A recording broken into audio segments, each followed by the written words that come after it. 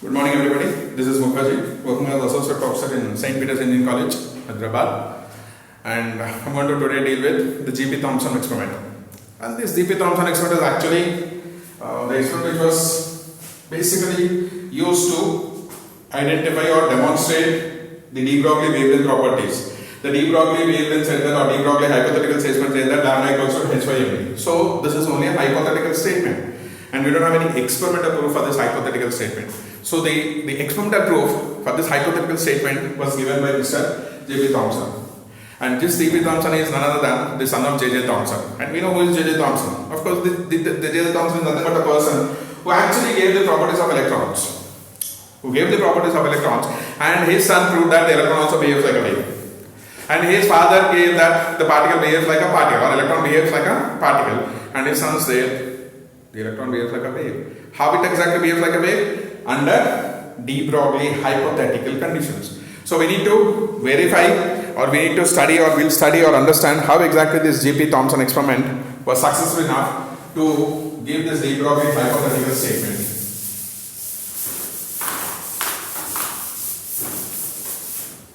So now let us take J.P.Thomson experiment.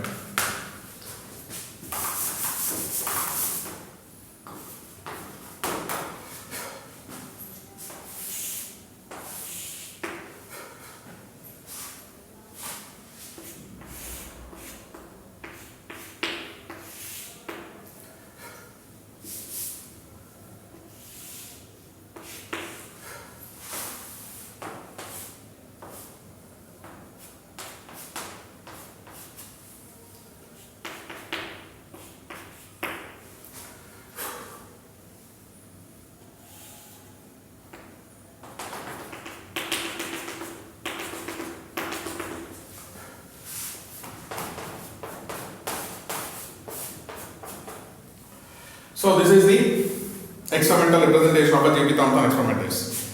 The J.P.Thomson experiment representation is in this way. What is this? Here I have taken an evacuated chamber.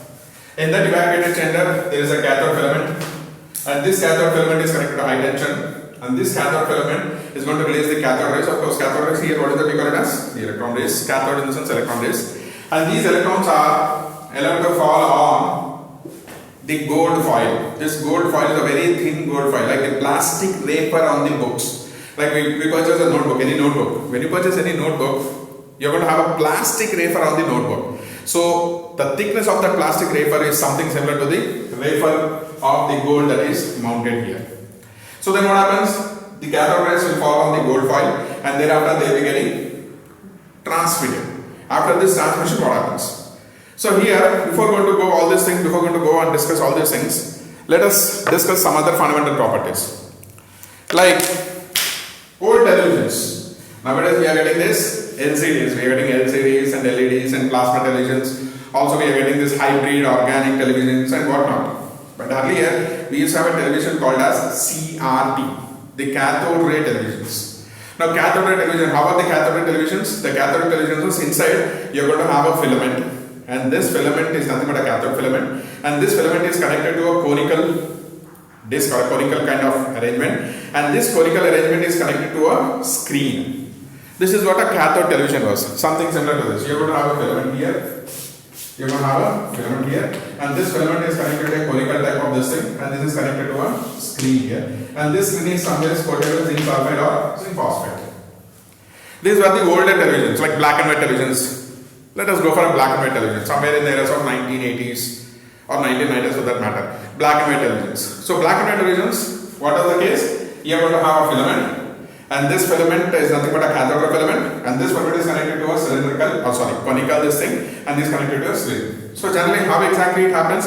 There you are going to have a motherboard, or you just call it an electronic board. This is connected to some antenna. This is connected to some antenna in this way.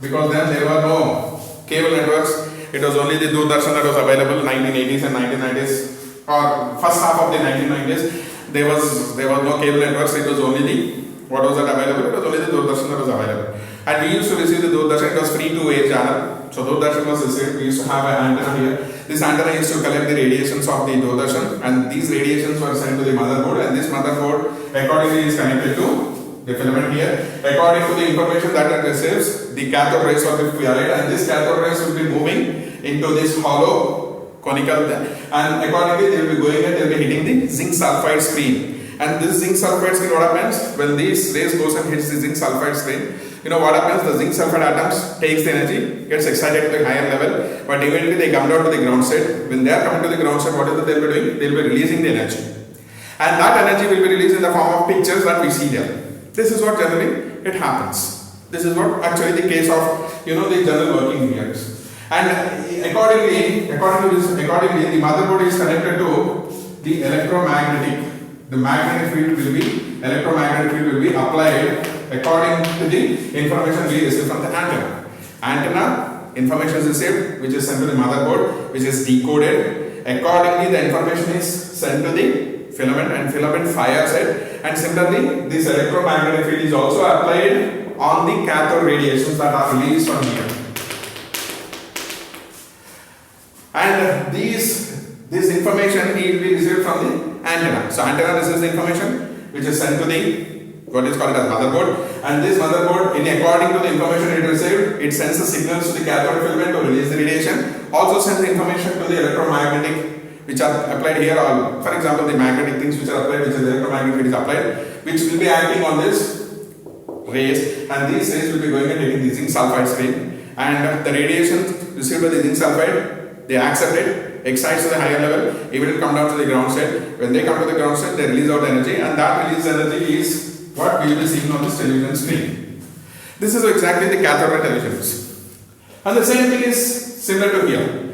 What is that? We are going to have a cathode filament, and this cathode filament is going to release the radiations or cathode rays, and these rays are allowed to pass through a gold filament, and this gold filament after that they will be transmitted, they will be diverted. We call it as diverted, we just call it as a diverted, and these diverted rays will be going and hitting this surface. We call it as X-ray surface. And here we have two things where we will be applying the magnetic field, right? So these two are something similar to this. So now let us go to the technical details of this. What are the technical details of this? The technical details, how do we prove that the electron behaves like a wave here? Because this is electron waves. How do we prove that electron behaves like a wave? Like how the X-rays are produced first. X-rays, Rontgen, who introduced this term called X-rays. And why did he call it as X-ray? Because he don't know what the name to give. Already there were alpha rays and beta rays, so he don't know what the name to be given to this unknown radiation. And how did he get this unknown radiation? Very high energy when it just goes and hits a soft metal. Very high energy goes and hits a soft metal, and unknown radiation is released. So he just called it as let it be some X. Like in mathematics we'll be doing, let us assume that there is a variable called X. So he said that let the radiation be X, and therefore that X-rays is what we are nowadays using. So that X-rays, how the X-rays are produced? The X-rays are produced like a heavy amount of energy or a huge amount of energy goes and falls on a soft metal. Soft metal absorbs a little amount of energy, and the remaining energy which is released is something called X-rays. And here what is this happening? Even the cathode rays, these rays is nothing but energy. These rays are coming and falling on the gold foil, and of course gold foil. And what is the gold foil? It's a soft metal. So gold foil is soft metal, so there is always possible that even these rays can also be an X-rays. But our aim is that this should be the electron rays, because what was the aim of this experiment? The aim of the experiment is the electron should behave like a wave. And electrons carrying a high tension, we are applied for a high tension. When we apply for a high tension, a huge amount of energy is carried by the electrons and going and hitting this gold foil. When they hit the gold foil, there is always a possible that X-ray radiation is also released. So this radiation can be because of X-rays or can also be because of electrons. How to verify? How to verify that the radiation that is released is X-rays or the electromagnetic waves of electron? We apply magnetic field here. We are applying the magnetic field here. When you apply the magnetic field, what happens? The X-rays, they change their direction. For example, the X-rays are moving. When you apply magnetic field, what happens? The X-rays change the direction according to the magnetic field applied, either in this direction or in this direction. This is the general property of X-rays. Any electromagnetic radiation, when it is applied for, then when it is placed in a magnetic field, it changes its direction. But a light, it never changes. A light, it never changes. Why? Because light, what is light? Light is nothing but carrying photons. And each photon is going to have, or each photon is nothing but, let us assume, some kind of packet. Each packet, how exactly it is going? This is how exactly. Let us assume there are 10 photons. Photon 1, photon 2, photon 3, photon 4, photon 5, photon 6. And how are they moving? Let us assume this is photon 1. This is the direction, electric and magnetic components or vectors. Photon 2, this is the direction, electric and magnetic. Photon 3, this is the direction, electric and magnetic. So in this way, the electromagnetic movements, they will be moving. When this light is placed in electromagnetic field, what happens? This direction will not change. But these electromagnetic components, they align themselves according to the field we apply. So packet 1, packet 2, packet 3, packet 4, packet 5, packet 6. All the packets are aligned in the same direction. So they are moving in the same direction, so there is no change in the direction. Except earlier the magnetic components and electric components were in this direction. Packet 1, packet 2, packet 3, packet 4, packet 5, packet 6, packet 7, packet 8. These electric and magnetic components were changing. The directions were getting changed. But here, the directions are not getting changed. Why? Because these two are aligning according to the field applied so that the light will not change its direction. So light will not change its direction. But if it is an X-ray, what happens? The electromagnetic components will also change this direction, and therefore accordingly the X-rays will be moving in a forward or in a downward or towards the left or towards the right or some other angle. But here what is the case? See what is happening? When a magnetic field is applied, the electrons are not, they are still moving in a straight line. They are still moving in a straight line, which implies that this is an electromagnetic. Or for that instant, let us apply the magnetic field here. Let us apply the magnetic field here. What does that mean? Okay, let us change this. He even did this. He just applied the magnetic field even here now. Not only here, but here also. So what is happening? The rays are coming, they are hitting the gold foil. Gold foil has some amount of energy. Remaining energy is released out. When the energy is released out, it is exposed to, and therefore there is a change in the direction of this, which implies that now this is a wave.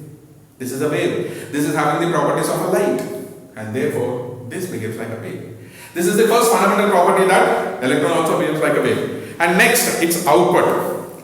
These X-rays are allowed to fall on unexposed photographic film. So these X-rays, these radiations, not X-rays, the electron radiations, they are coming and hitting this photographic film. When they expose the photographic film, the output was in this way.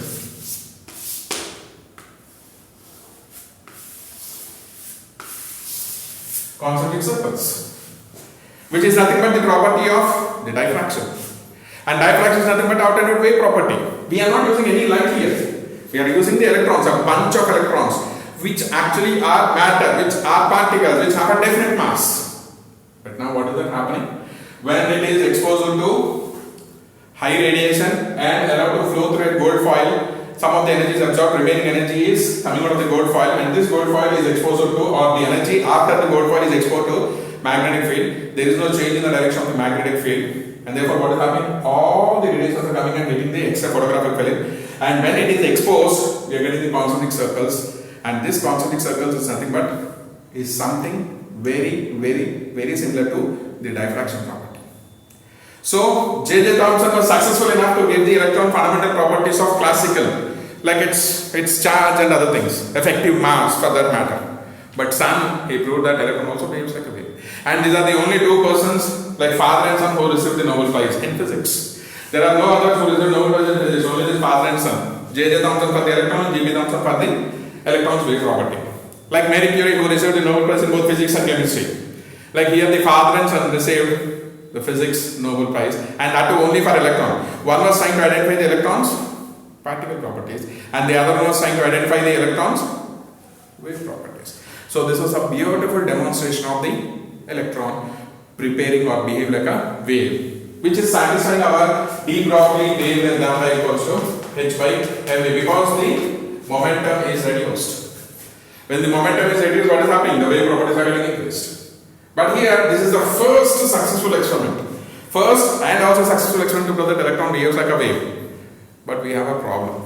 And what is the problem? It couldn't accurately give the wavelength of electron. The wavelength of electron was not calculated accurately using this experiment. But still it was the first experiment, which actually effectively, and this design was actually for finding out the electrons' wave properties, but unfortunately we use the same design for our black and white televisions and also the computer monitors. Earlier computer, not today's flat computer monitors. I'm not saying the curved monitors. Old computer monitors or old televisions, they were built on the same principle. He prepared this instrument or this design for finding out the electron wave properties, but whether it was a coincidence or whatever it is, but the same design with little modification was used for a black and white televisions and as well as the curved monitors which are used in late 80s and 90s. Or till 2005 also we have this, monitors of this size which has the CRT in them. And now we are using, LCDs and LEDs and other things. And we come to this LCDs and LEDs only because of the flat monitors and the failures of the flat monitors. And this flat monitors, how did you get these flat monitors? I don't know whether it's a coincidence or not, or there is a relation between that. But actually this was nothing but design which is designed by g.p.thomson for finding out the electrons wave properties. So g.p.thomson was clear enough to give the electrons particle properties, and g.p.thomson was good enough to give the electrons wave properties. So these two are fantastic and fabulous persons who actually reveal the electrons wave properties and particle properties. Right? But here we have a failure. We don't say a failure, but we have a small deviation. What was the deviation? That we couldn't measure, or we couldn't calculate, or we couldn't exactly calculate the wavelength of electron to an approximate accurate level. For that, we required the next level, and that next level was given by Davis and Gemma. So we are going to study this Davis and Gemma experiment in the next class. Thank you very much.